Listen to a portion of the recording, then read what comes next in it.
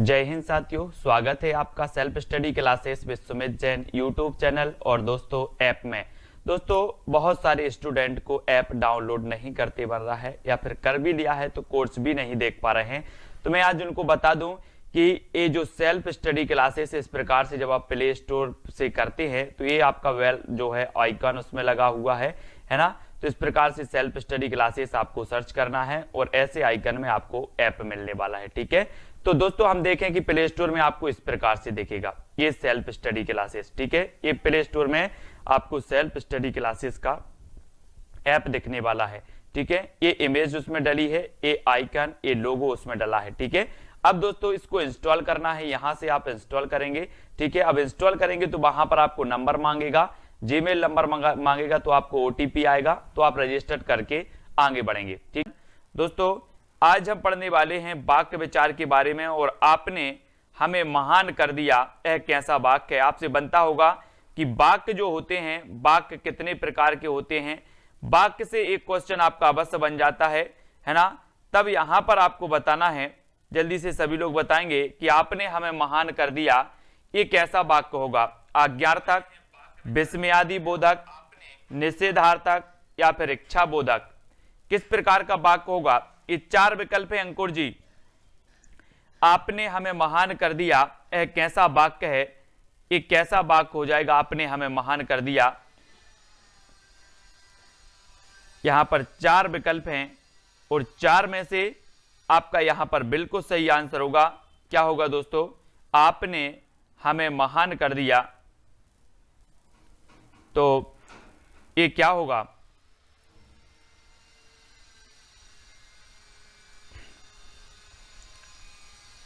क्या हो जाएगा, विस्मयादि बोधक। कौन सा हो जाएगा, विस्मयादि बोधक वाक्य। ठीक है, जिन वाक्यों में हर्ष, शोक, घृणा आदि के भाव व्यक्त हों उन्हें विस्मयादि बोधक वाक्य कहते हैं।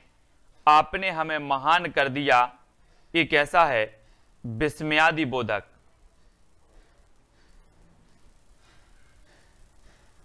ठीक है, अगला क्वेश्चन आपको बताना है अर्थ की दृष्टि से वाक्य के कितने भेद होते हैं। अर्थ की दृष्टि से वाक्य के कितने भेद होते हैं।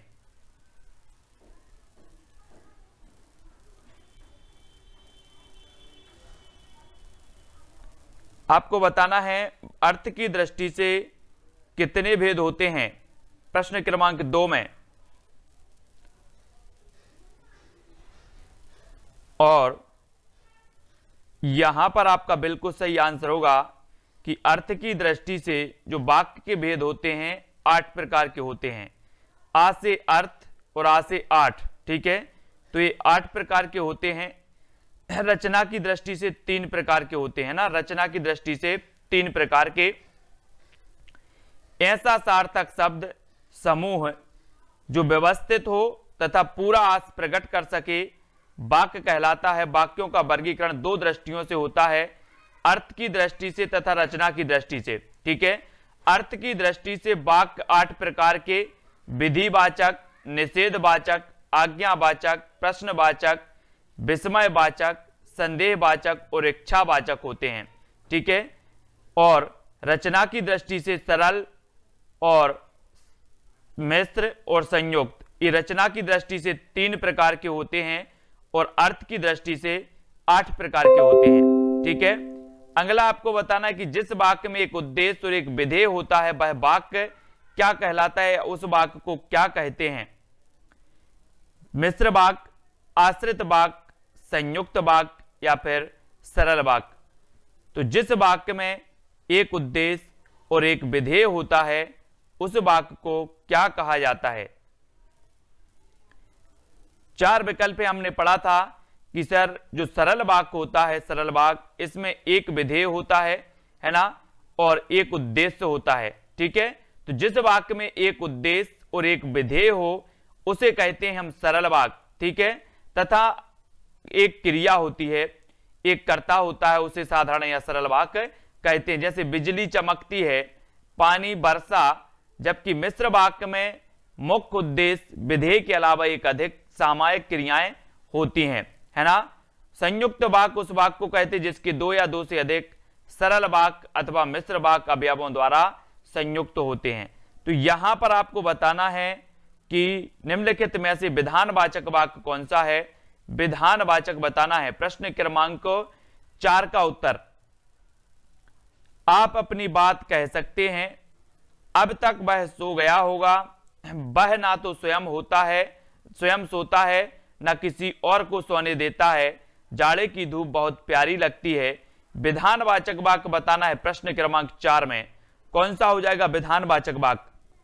वाक्य से भी क्वेश्चन पूछे जाते हैं और यहां पर आपको विधानवाचक वाक्य का चयन करना है, तब आपका यहां पर बिल्कुल सही आंसर क्या हो जाएगा कि जाड़े की धूप बहुत प्यारी लगती है, जाड़े की धूप बहुत प्यारी लगती है ना, वो आपका डी नंबर बिल्कुल सही हो जाएगा, डी नंबर।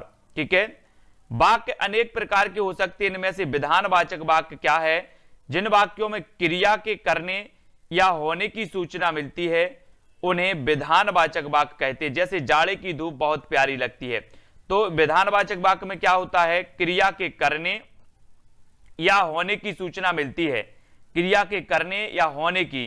तो जाड़े की धूप बहुत प्यारी लगती है ना। तो यहां पर आपका विधानवाचक वाक्य हो जाएगा आपकी यात्रा मंगलमय हो।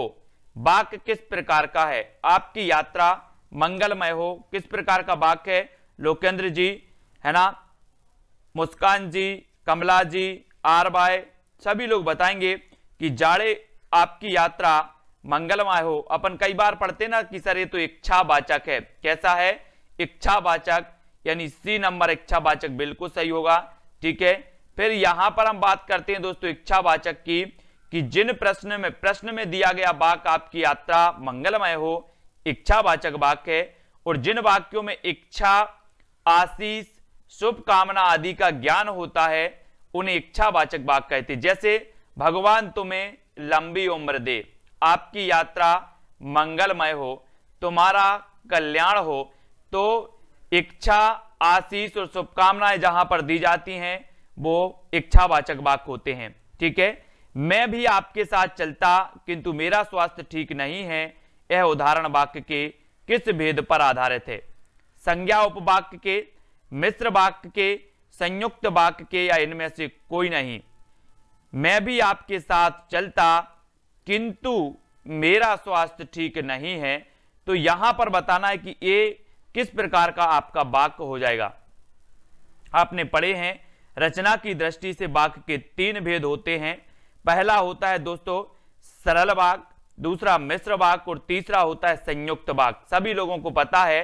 तो यहां पर मैं अगर आपको एक ट्रिक से ये सरल, मिश्र, संयुक्त ये बता देंगे, यहां पर कुछ इसके वाचक शब्द होते हैं। जैसे यहां पर आपको पहचानना है कि किंतु आया, तो आप क्या लगा दोगे, सरल वाक्य। ये मिश्र संयुक्त वाक्य लगा देंगे, जिसमें एक से अधिक सरल वाक्य सम्मिलित होते हैं वो संयुक्त वाक्य होता है। ठीक है, जिन वाक्यों में 2 से अधिक सरल वाक्य, समुच्चय बोधक, अव्ययों और, तथा, एवं, किंतु, परंतु, यानी कि मिश्र वाक्य वही होगा जिसमें और, तथा, एवं, किंतु, परंतु से एक से अधिक वाक्य जुड़े होंगे। ठीक है, उन्हें संयुक्त वाक्य कहेंगे। जैसे बात करें कि मैं भी आपके साथ चलता किंतु मेरा स्वास्थ्य ठीक नहीं है, तो ये किंतु आया, किंतु, परंतु, एवं, तथा और, ये शब्द आते हैं संयुक्त वाक्य में। ठीक है, अब यहां पर बताना है कि मोहन ने रवि की शिकायत की क्योंकि उसने मोहन को परेशान किया। वाक्य निम्न में से किस सरल वाक्य से बना है, किससे बना है, प्रश्न क्रमांक 7 का चयन करिए सभी लोग। रवि ने परेशान किया इसलिए मोहन ने उसकी शिकायत की, रवि की परेशानी के कारण मोहन ने शिकायत की, या जब रवि ने परेशान किया तब मोहन ने शिकायत की। यहां पर हमें सरल वाक्य से बना बताना है कि कौन सा है। 4 विकल्प में से आप चयन करेंगे, आपको दिख रहा होगा, सभी लोग को दिख रहा है।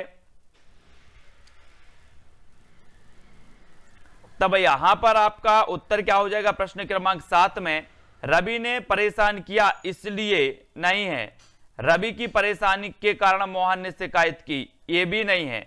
जब रवि ने परेशान किया तब, तो ये भी नहीं है। उत्तर क्या हो जाएगा, कमला ठाकुर जी, वेरी गुड। उत्तर होगा कि मोहन ने रवि से परेशान होकर उसकी शिकायत की, ये आपका सरल वाक्य होगा, डी नंबर, ठीक है, डी आपका बिल्कुल सही हो जाएगा। अब यहां पर देखें कि जिन वाक्यों में केवल एक ही उद्देश्य है और एक ही विधेय है उन्हें सरल वाक्य, साधारण वाक्य कहते हैं। प्रश्न में दिए गए वाक्यांश मोहन ने रवि की शिकायत की क्योंकि उसने मोहन को परेशान किया का सरल वाक्य मोहन ने रवि से परेशान होकर उसकी शिकायत की से बना है, जबकि बाकी विकल्पों में मिश्रित वाक्यों के उदाहरण दिए गए हैं, है ना। अब यहां पर राम पढ़ता है वाक्य कैसा है, राम पढ़ता है एक उद्देश्य और एक विधेय है, तो कौन सा हो जाएगा, सरल होगा कि मिश्र होगा, तो आपको बताना है दोस्तों। सभी लोग लाइक कर देना कि राम पढ़ता है बोले सर एक उद्देश्य और एक विधेय हो, वहां पर आपका हो जाता है कौन सा वाक्य, सरल वाक्य। सरल यानी एक नंबर, राम पढ़ता है यह एक सरल वाक्य है। राम क्या है, कर्ता, और पढ़ता क्या है, क्रिया, ठीक है। तो और ये चीज आपको याद रखनी है ना। मिश्र वाक्य पहचानिए, मिश्र वाक्य कौन सा मिश्र वाक्य है, प्रश्न क्रमांक 9 में अनिकेत जी, लप सोनी, कविता जी। तो यहां पर प्रश्न क्रमांक 9 में मिश्र वाक्य पहचानना है। अच्छे लड़के परिश्रमी होते हैं, उसने कहा मैं निर्दोष हूं, लोकप्रिय कवि का सम्मान सभी करते हैं, या फिर परिश्रमी छात्र अवश्य सफल होंगे। तो 9 का आंसर आपको चयन करना है और 9 का आपका बिल्कुल सही होगा कि उसने कहा मैं निर्दोष हूं, उसने कहा मैं निर्दोष हूं। यहां पर आपका कौन सा हो जाएगा दोस्तों, बी नंबर। बी नंबर जो है वो बिल्कुल सही होगा, उसने कहा मैं निर्दोष हूं। ये मिश्र वाक्य है। जिन वाक्यों में एक मुख्य या प्रधान वाक्य हो, अन्य आश्रित उपवाक्यों ने मिश्रित वाक्य कहते हैं, है ना। इनमें एक मुख्य उद्देश्य और मुख्य विधेय के अलावा एक से अधिक समापिका क्रियाएं भी होती हैं। उपरोक्त वाक्य मिश्रित का मिश्र वाक्य है, यानी कि उसने कहा मैं निर्दोष हूं, मैं निर्दोष हूं, है ना, उसने कहा, ठीक है।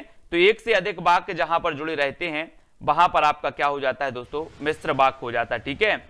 यहां पर हम देखते हैं अगला जो है, अरे मुझे तो ऐसी उम्मीद नहीं थी, अर्थ की दृष्टि से कौन सा वाक्य है।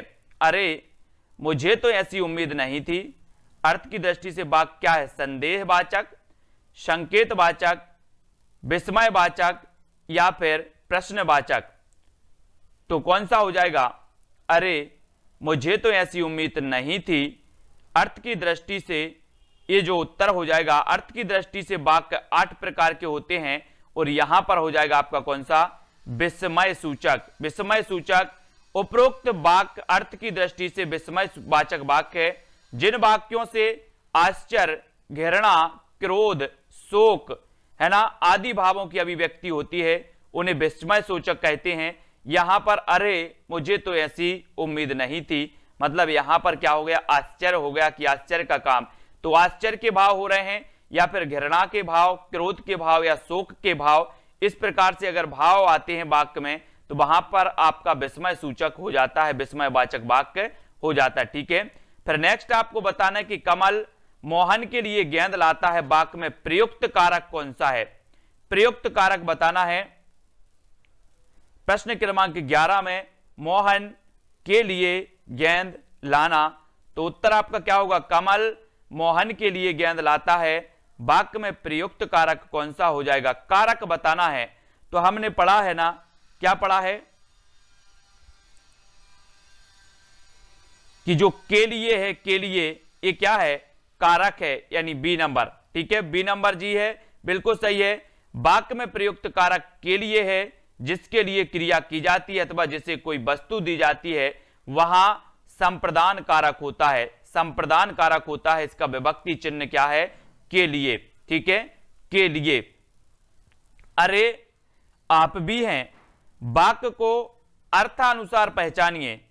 अरे आप भी हैं संदेहार्थक है, संकेतार्थक है, विस्मय बोधक है या फिर प्रश्नार्थक वाक्य है। कौन सा वाक्य यहां पर हो जाएगा, पूजा जी कौन सा वाक्य है, अंजू शास्त्री। अरे आप भी हैं, वाक्य को अर्थानुसार पहचानना था, तो यहां पर आपका बिल्कुल सही आंसर होगा कौन सा, विस्मय बोधक, है ना। अरे आप भी हैं विस्मय बोधक वाक्य है। जिन वाक्यों से आश्चर्य, घृणा, क्रोध, शोक आदि भावों की अभिव्यक्ति हो वो विस्मय सूचक वाक्य होते हैं। एक क्वेश्चन भी पूछा जाता है ना। अब आपको बताना है निकेतन कि पूर्ण वाक्य के अनिवार्य संगठन है तो कौन है? उद्देश्य और क्रिया, कर्ता और कर्म, उद्देश्य और विधेय, क्रिया और कर्ता। तो अमरजीत जी, पूर्ण वाक्य के अनिवार्य संगठक कौन से होते हैं पूर्ण वाक्य के? तो यहां पर पूर्ण वाक्य के जो अनिवार्य संगठक होते हैं वो होते हैं दोस्तों कौन से? उद्देश्य और विधेय। उद्देश्य और विधेय ये पूर्ण वाक्य के अनिवार्य संगठक होते हैं, यानी कि वह पूर्ण वाक्य होगा जिसमें उद्देश्य हो और विधेय हो, है ना, वही पूर्ण वाक्य कहलाएगा। पूर्ण वाक्य के अनिवार्य संगठक उद्देश्य और विधेय हैं। जिसके बारे में बात की जाए इसे उद्देश्य कहते हैं, जिसके बारे में बात की जाए उसे उद्देश्य कहते हैं, तथा जो बात की जाए उसे विधेय कहते हैं, है ना। क्या तुम लड्डू खाओ वाक्य कर्म वाच्य में होगा, क्या होगा? कर्म वाच्य में ये कौन सा बन जाएगा दोस्तों? कर्म वाच्य भी आपने पढ़े हैं। यहां पर है कि क्या तुम लड्डू खाओगे, खाओगे, है ना। तो यहां पर हमें कर्म वाच्य बनाना है और आपने पढ़े हैं कर्तरी, कर्म, भाववाच्य, ये 3 प्रकार के वाच्य होते हैं। और वाच्यों की जब बात आती है तो जब कर्म वाच्य की बात आती है तो यहां पर है क्या तुमसे लड्डू खाया जाएगा, क्या तुमसे लड्डू खाया जाएगा, यानी बी नंबर आपका बिल्कुल सही होगा। क्या तुमसे लड्डू खाया जाएगा, एक कर्म वाच्य। यहां पर देखो जिस वाक्य में कर्म प्रधान होता है उसे कर्म वाच्य कहते हैं। उक्त वाक्य में बा क्या तुमसे लड्डू खाया जाएगा, ये क्या है? कर्म वाच्य है। बा नंबर जो आया है क्या तुमसे लड्डू खाया जाएगा, ये कर्म प्रधान है यहां पर। और कर्म प्रधान जहां पर होता है वहां पर कौन सा हो जाता है? कर्मवाचक। कौन सा हो जाता है दोस्तों? कर्मवाचक। जहां कर्ता की प्रधानता हो वहां पर कर्तरी होता है, कर्तरीवाच्य। और जहां पर भावों की प्रधानता हो वहां पर भाववाच्य होता है ना। तुम क्या कर रहे हो, इस वाक्य का विधिवाचक क्या होगा? तुम क्या कर रहे हो? अधिकांश लोग पूछते हैं, आप जब भी बात करते हैं फोन में करते हैं या कहीं पर अपन बोलते हैं ना तुम क्या कर रहे हो, है ना। तो ये आपको विधिवाचक वाक्य इसका कौन सा होगा ये भी आपको बताना है। विधिवाचक जहां पर कुछ करने और कुछ होने की बात होती है वहां पर आपका विधिवाचक हो जाता है। जहां पर कुछ करने और कुछ होने की, तो तुम क्या कर रहे हो इसका विधिवाचक वाक्य बनाना है। तो हम पूछ लेंगे तुम कुछ कर रहे हो, तुम कुछ कर रहे हो। तो जहां पर करने और होने की बात होती है वहां पर विधिवाचक वाक्य होता है ना। और दोस्तों यहां पर जिन वाक्यों में क्रिया के होने या करने का बोध हो वहां पर आपका विधिवाचक वाक्य होगा, है ना। ये भी आपको याद रखना है। और इसमें तुम कुछ कर रहे हो ये विधिवाचक हो जाएगा, यानी आपका उत्तर क्या हो जाएगा? बी नंबर हो जाएगा। सी के पंकज जी इसको याद रखेंगे बी नंबर को, ठीक है। फिर आगे देखते हैं, आगे जो अपना एक प्रश्न है कि निम्न में से किस वाक्य में शब्द निर्माण संबंधी अशुद्धि है? शब्द निर्माण संबंधी अशुद्धि कौन से वाक्य में है? वे एक लब्ध प्रतिष्ठित व्यक्ति हैं, उनकी आपस में घनिष्ठ मित्रता थी, भारत में कई प्रादेशिक भाषाएं हैं, लड़के खेल रहे हैं। अब आपको बताना है दोस्तों यहां पर कि वाक्य में शब्द निर्माण संबंधी जो अशुद्धि है वो कौन सी है? हमें चयन करना है यहां पर। और बालसुधा जी, सोनम पांडे जी, जो उत्तर इसका सही हो जाएगा 16 का वो हो जाएगा 1 नंबर। कौन सा है? शब्द निर्माण संबंधी अशुद्धि एक वाक्य में है, वे एक लब्ध प्रतिष्ठित व्यक्ति हैं। 1 नंबर आपका बिल्कुल सही हो जाएगा, ए नंबर। धर्मेंद्र जी, ठीक है। अंकुर जी, ए नंबर सही है। उनकी आपस में घनिष्ठ मित्रता है, सही है। भारत में कई प्रादेशिक भाषाएं हैं, लड़के खेले, तो ए नंबर आपका बिल्कुल सही हो जाएगा। हे भगवान मेरी रक्षा कीजिए, हे भगवान मेरी रक्षा कीजिए वाक्य में कारक पहचानिए, संबंध कारक, संप्रदान कारक, संबोधन या फिर कर्म कारक, ये बताना है हमें। हे भगवान मेरी रक्षा कीजिए, इसमें जो वाक्य है वो कौन सा है? हम बोलते ना कि वो है संबोधन। हम क्या कर रहे हैं? संबोधन कर रहे हैं, यानी सी नंबर आपका बिल्कुल सही होगा।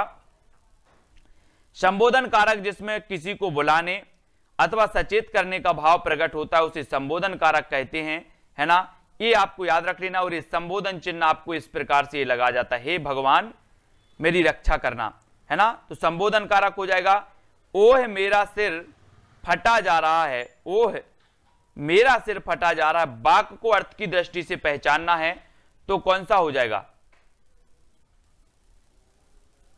ओह मेरा सिर फटा जा रहा है, यहां पर वाक्य कौन सा होगा? और 18 का बिल्कुल सही बताया है कि यहां पर हो जाएगा विस्मयवाचक, है ना। उपरोक्त वाक्य अर्थ की दृष्टि से विस्मयवाचक वाक्य है। जिन वाक्यों में आश्चर्य, घृणा, क्रोध, शोक आदि के भाव अभिव्यक्त हों उसमें विस्मयवाचक वाक्य होता है, ठीक है। भगवान करे तुम जल्दी अच्छे हो जाओ, उदाहरण कैसा है? विधिवाचक है, संकेत है, इच्छा से आप बोल रहे हो या विस्मयवाचक है? भगवान करे तुम जल्दी ठीक हो जाओ, किसी के प्रेशर में तो नहीं बोल रहे, बोले सर किसी के प्रेशर में नहीं बोल रहे, हम अपनी इच्छा से बोल रहे हैं कि भगवान करे तुम जल्दी ठीक हो जाओ। तो इच्छा से बोल रहे तो इच्छावाचक वाक्य होगा। क्या होगा? इच्छावाचक वाक्य। वाक्य शब्दों का वह समूह है जिसके बोलने से पूरा का पूरा अर्थ स्पष्ट हो जाता है। और वाक्य अनेक प्रकार के होते हैं दोस्तों, है ना। आपको पता है अर्थ के आधार पर वाक्य 8 प्रकार के, रचना के आधार पर वाक्य 3 प्रकार के। मैंने आपको कई बार बताया है कि आ अर्थ में जब हम अर्थ लिखते हैं तो यहां पर आ आता है पहले, आ से अर्थ और आ से 8 भी लिखो तो 8, तो अर्थ के आधार पर 8। और जब हम रचना लिखते हैं, ये प्रश्न भी कई बार पूछा गया, तो रचना में 3 वर्ण आते हैं, 3 वर्ण आते हैं। तो रचना की दृष्टि से 3 प्रकार के, अर्थ की दृष्टि से 8 प्रकार के, रचना की दृष्टि से 3 प्रकार के। उसका मुख चंद्रमा के समान सुंदर है।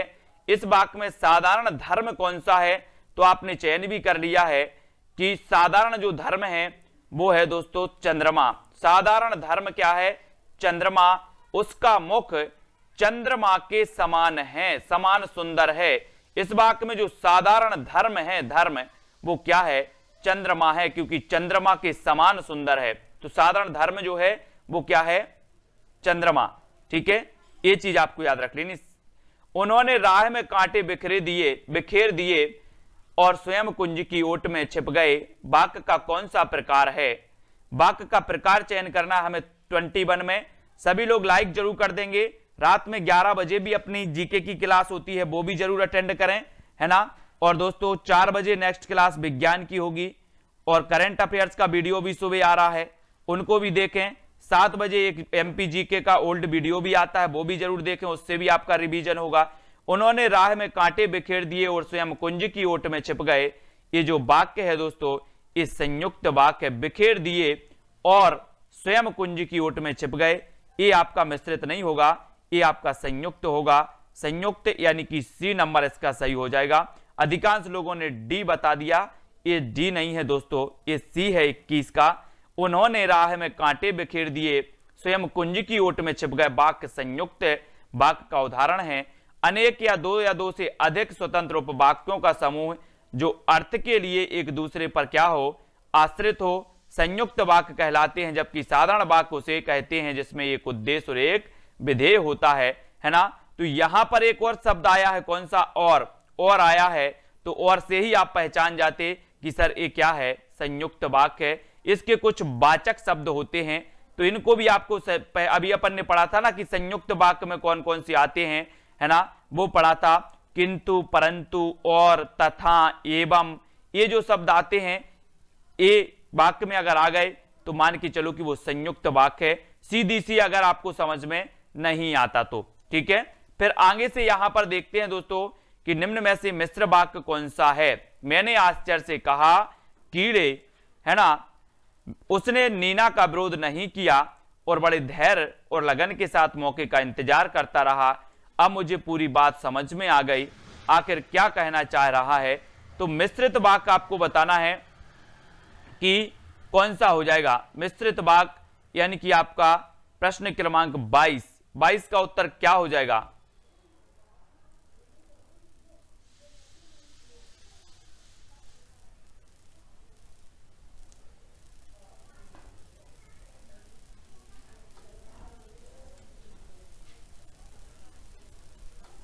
और यहां पर जो है दोस्तों वो क्या है, यहां पर आपका जो है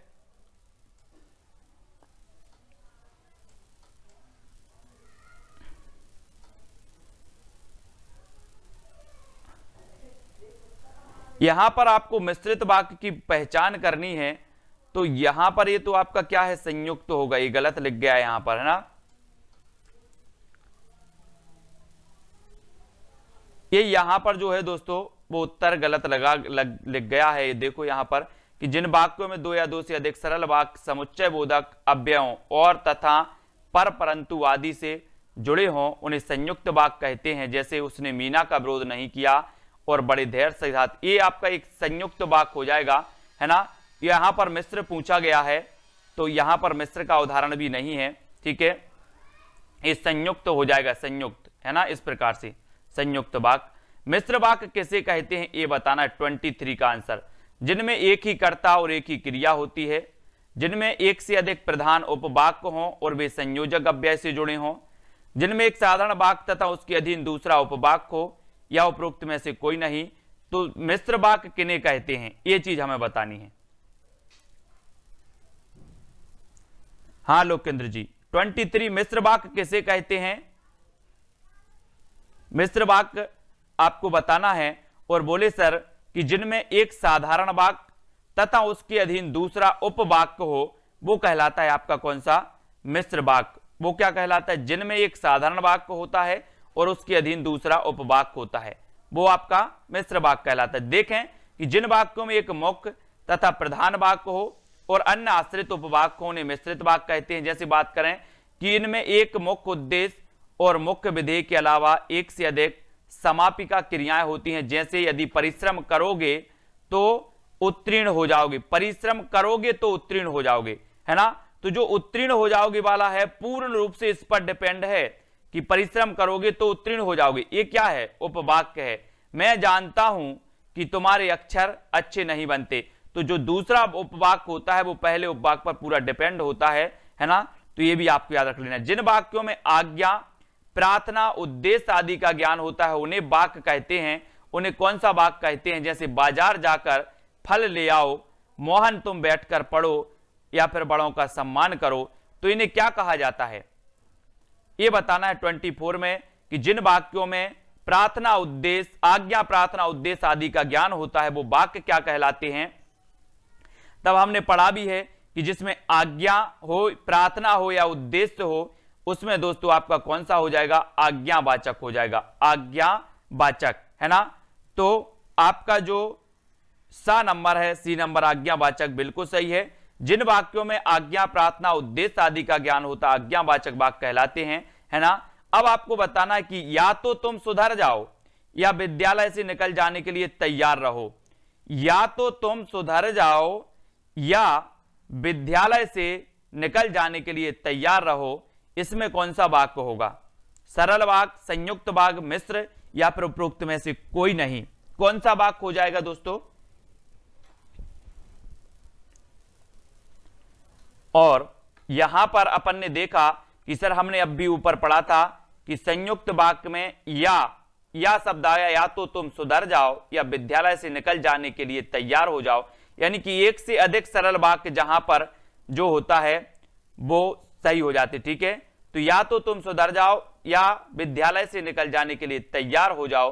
तो यहां पर आपका क्या हो जाएगा? संयुक्त वाक्य, संयुक्त वाक्य हो जाएगा। संजय जी बिल्कुल सही है, संयुक्त वाक्य हो जाएगा। इसके कुछ वाचक शब्द आपको देखना है दोस्तों। यहां पर देखो, इस जो जिस वाक्य में और, तथा, एवं, पर, परंतु इतने अगर शब्द आते हैं तो आपको क्या लगाना है? संयुक्त वाक्य, ठीक है। क्या लगाना है? संयुक्त वाक्य। और वाक्य को भी आपको पढ़ लेना है थोड़ा सा, है ना, क्योंकि कभी कभी ये डिस्टर्ब भी हो जाता है, कभी कभी मतलब 5% भी नहीं, बाकी कभी कभी ये इसमें तथा या कुछ आ जाए या पर आ जाए तो कभी कभी ये वो हो जाता है अपवाद, है अपवाद हो जाता है ना। तो वाक्य को भी पढ़ लेना है, और तथा, एवं, पर, परंतु, ये अगर शब्द आ रहे हैं तो उनको मान के चलना है 95% की इसमें कौन सा होगा, संयुक्त वाक्य होगा।